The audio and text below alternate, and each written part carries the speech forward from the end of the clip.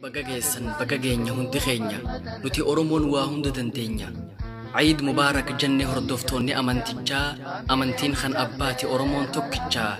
Nuhin kan nu hidhe ofii cooma nyaatee garaa lafa afaa akkuma fedhettuu baga nagayaan geessan ayyaana Arafaa.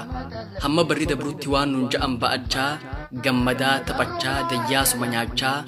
Gaafa aduun bahee dukkanni kullufe gaafa haqni bahee gabroonfataan kufe. Seeraan kabajanna dhiichifnee burraaqaa ni amanna Rabbi balbala cufaminu jalaa ni saaqaa.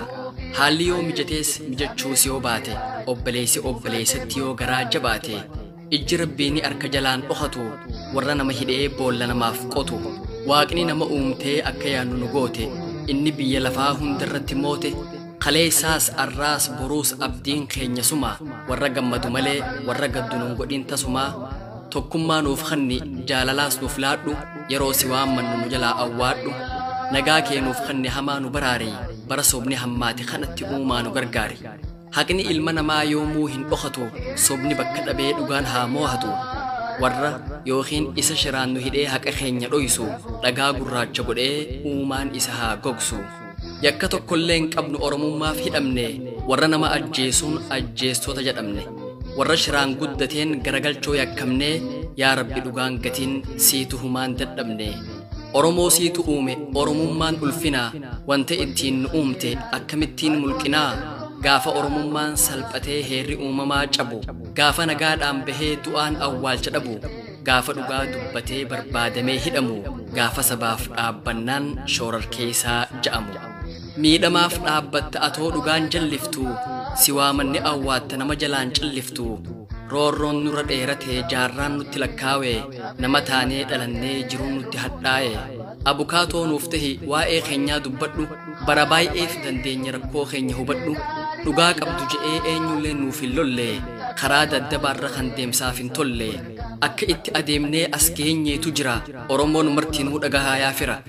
Ammayyoo dadhabne jennee galleen teenye imaanaa abbootaa fuunee lafan keenye.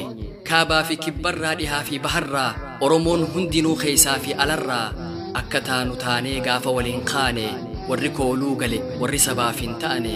Afaan damma dibatee qabsaawaa fakkaatee dafqa ijoollee Oromoo bulguu tahee nyaate. Imimmaan sobaa boohee waaqa yaamee kakatee manguddoo biyyaa baasee maaloo je'ee kadhate. Gaafa dhugaadha je'ee namni isa dhaggeeffatu quba ija kaayee yoo hundee jabeeffatu. Dhugaa nutti fakkaate gaafa boohee kakatu dhuguma hofla seene yoo inni ilkaan qaratu.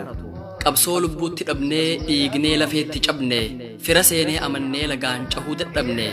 Ijji humaan argitu yoo qaroon qabaanne hayyoota keenya dhabnaan akka sabaatti jaamne. Haala kamiin keessattuu nuti Oromoon jabaanne adeemnee gahuu qabna bakka ganama yaanne. Yoo miidhaman malee miidhaguun hin taatu du'a gootaa duuna hudduun nun ba'atu. Saba ofiif qabsaa'uun aarsaa kafalchiisa hadhaa'uus mi'aawuus nama gammachiisa. Oromoon ni gaha bakka yaadee fi hawwee Rabbiitu nuuf kanne rasaasaa fi qawwee. Hayyoota muratoo Hamzaa Booranaa Baqqalaa fi Jawwee faana isaanii dhoofna abadan hin taanu qajeeltuu fi dawwee. Warra ijjannoo qabu humaan qabne naasuu afaan diinaa keessaa Rabbi nuuf haa baasu. Warra akkatti bahuu fi itti gala beeku mataa Oromootu isaanii Rabbi nuuf haa eegu.